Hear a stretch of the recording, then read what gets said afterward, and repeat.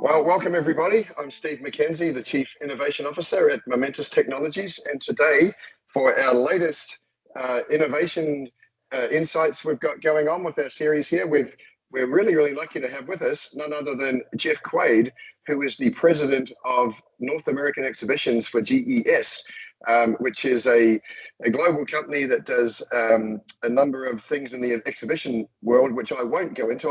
I'll let Jeff tell us all about that. So Jeff, thanks for joining us, and can you just give us a bit of background on yourself and what GES does? Yeah, thanks, Steve. I appreciate the opportunity and appreciate the opportunity to talk with your audience today. I'm with GES, as you said. I'm responsible for our North American business, and that's our core exhibitions, event services business, and we service pretty much every major market in the U.S. and Canada.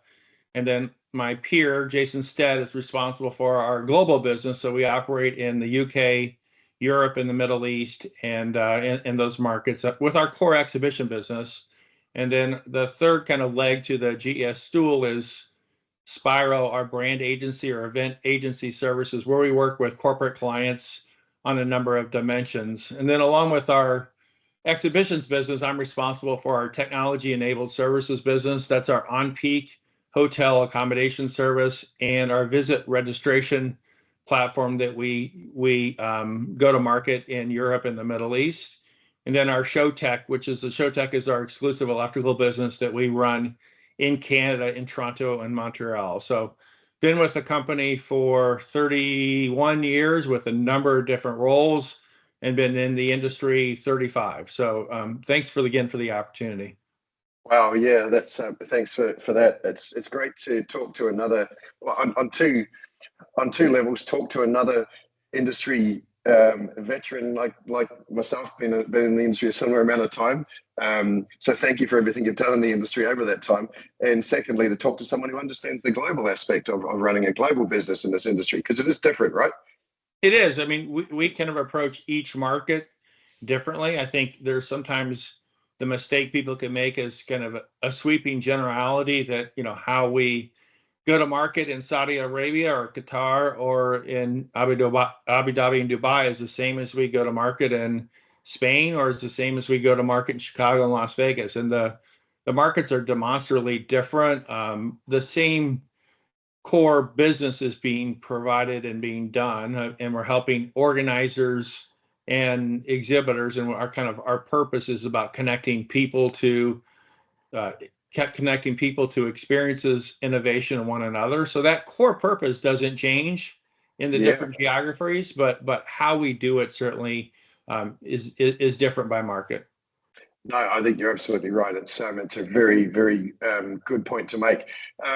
So given that everything you're doing in the industry, Jeff, what are you seeing as trends that are happening in the exhibition world right now?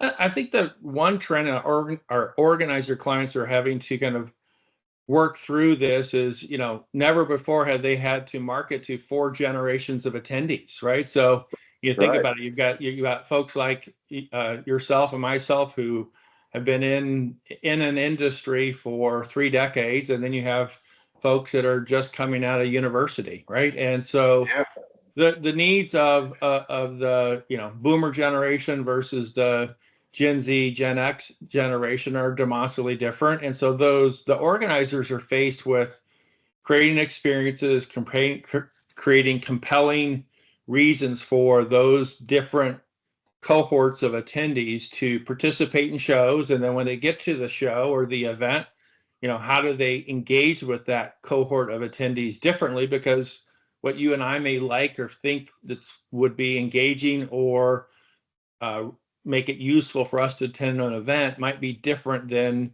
the other generation. So I think that's one trend or market observation I have is that organizers different than maybe their predecessor, right? They're having to go to market with 4 different generations of attendees, and that just means the expectations that different audiences have need to be met.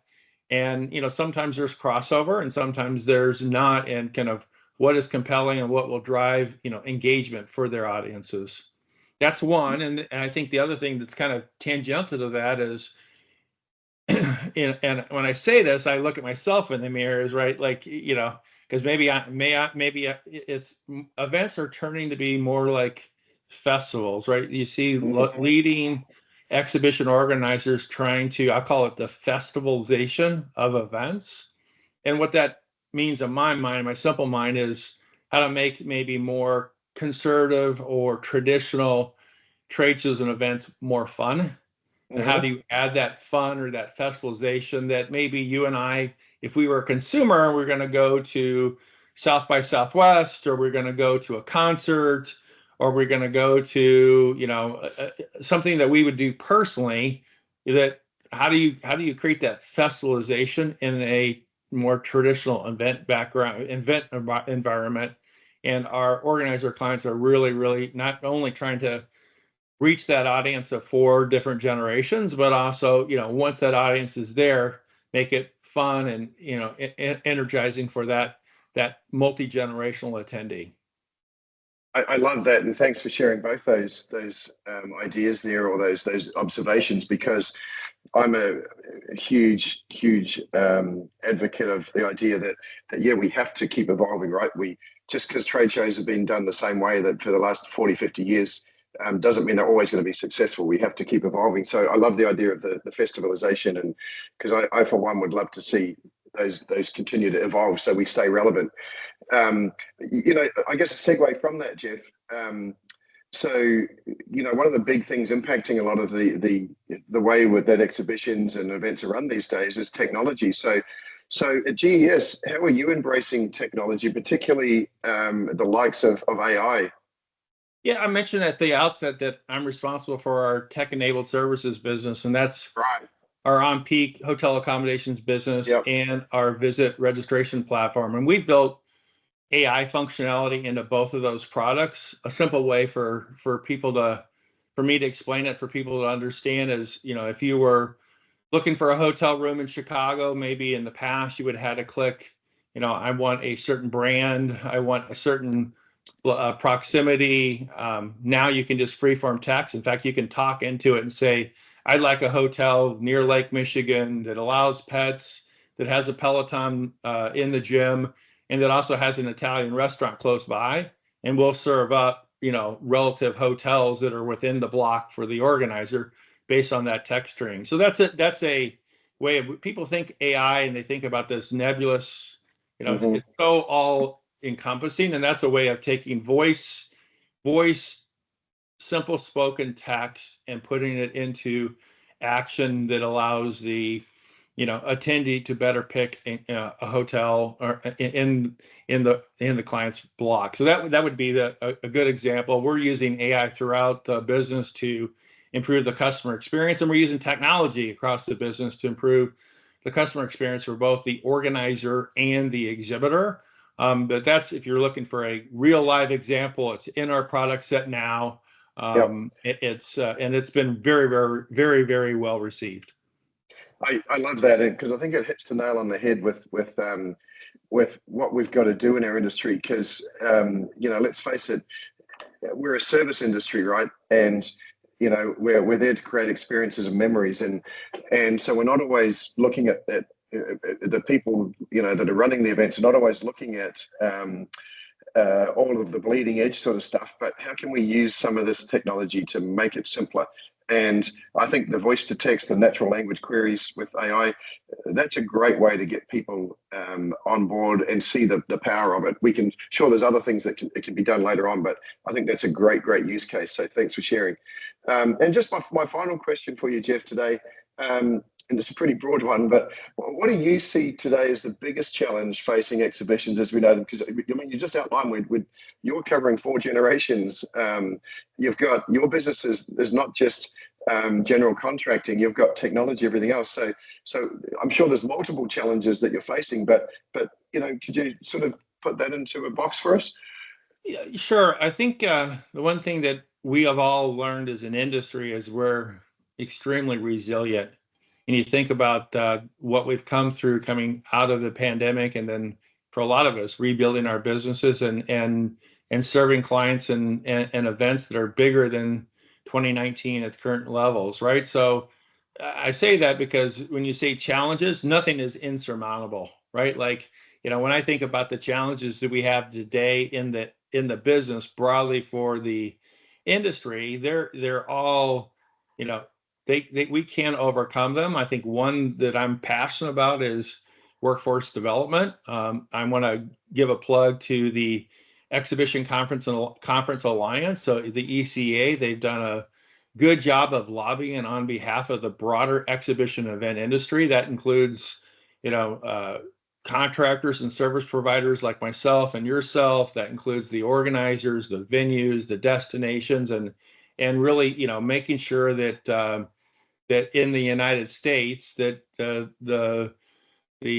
senators and congressmen and women are understand the value of the exhibition and event industry and are taking our input to heart. And I think one of the things that ECA just got published or got passed in the current legislation was allowing Pell Grants to be used for training, so industrial training other than college reimbursement, and being able to use education savings plans as well as for trade school and trade labor training, because we have a shortage of people that want to build shows. They're good paying jobs.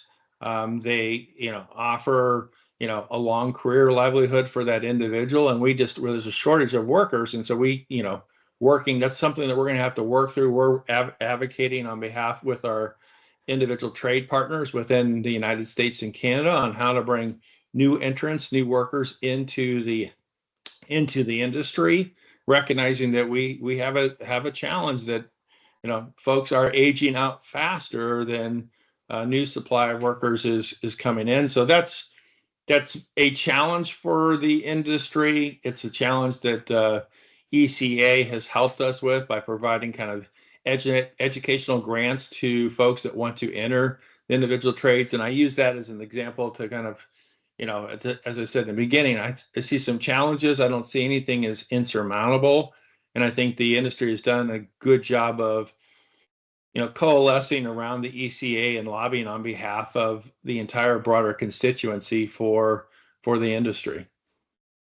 Yeah, thank you. That makes a ton of sense. And yeah, I think you've again really relevant point with the industry saw a massive shift right after COVID. That a lot of people left the industry, and so we got a lot of new people coming in, and people, people like us that have been around forever. We're they're stuck with us, but for the younger generations coming through, they're like, well, I don't know if I want to work those long hours and weekends and whatnot that just come with being in the industry. So it is a challenge, and I'm glad that the likes of ECA are helping us to address that.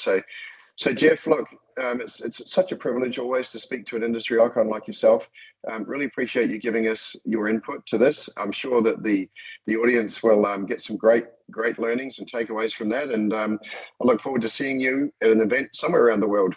Yeah, absolutely. Again, I appreciate the opportunity, and likewise, we always seem to bump into each other at these industry events, and I look forward to seeing you as well.